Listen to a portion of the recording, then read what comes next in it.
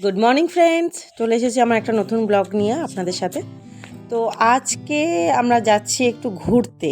কোথায় যাব, কোথায় কি করব সমস্তটা ডিটেলস শেয়ার করব, সঙ্গে থেকো।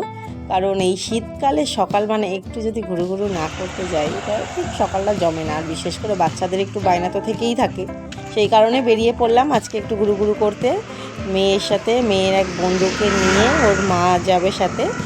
এমনি কাছে পিঠে একটু ঘুরে আসবো, কিন্তু কোথায় যাব আস্তে আস্তে সমস্ত কিছুই বলবো। প্লিজ সঙ্গে থাকো, দেখতে থাকো।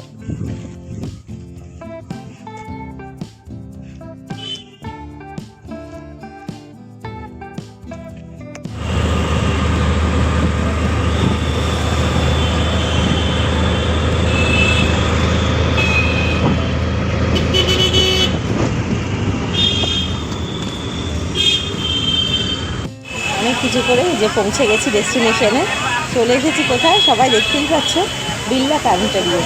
প্ল্যানেটেরিয়ামে নিয়ে এসেছি বাচ্চাদের, একটু অনেক কিছু শেখারও আছে, একটু দেখতে ভালোও লাগবে।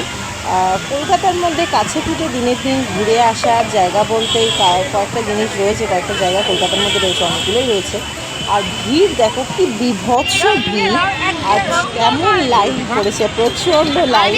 সেই লাইন ঠেলে একটা শো দেখতে হবে, এবং শোয়ের টিকিট পাওয়াটাও কিন্তু খুব চাপ করে দিন, কারণ কি ছুটি ছাটার দিন হলে টিকিট পাওয়াটা খুব চাপের হয়ে যাচ্ছে, হাউসফুল। তারপর টিকিট কেটে কোনো রকমে ঢুকে পড়েছি হলের মধ্যে, এবং এরপরে শো শুরু হয়ে যাবে, তখন আর ভিডিও করতে দেবে না। যাই হোক, শো শেষে বেরিয়ে পড়েছি রাস্তায়, তখন বিকেল হয়ে গেছে। চারিদিকে লাইট, যেহেতু নিউ ইয়ার বলে কথা, সব দিকে মোটামুটি সেলিব্রেশন হচ্ছে। চারিদিকে লাইটিং রয়েছে, চার্চগুলোতে সাজানো রয়েছে। এই সময় সব কিছু সুন্দর, মানে কলকাতা নগরী প্রায় সেজে উঠেছে বলা যেতে পারে। এই ক্রিসমাস সময়ে কলকাতা নগরী প্রায় নিউ ইয়ারের আনন্দে সেজে ওঠে। সবাইকে আর একবার আমার তরফ থেকে হ্যাপি নিউ ইয়ার। সবাই খুব ভালোভাবে কাটিয়েও এই নিউ ইয়ার, সবাইয়ের জীবনে নতুন কিছু আসুক, খুব আনন্দের হয়ে উঠুক, এই প্রার্থনা করে আজকে ব্লগ এইটুকুই। ভালো লাগলে অবশ্যই সাবস্ক্রাইব করবেন।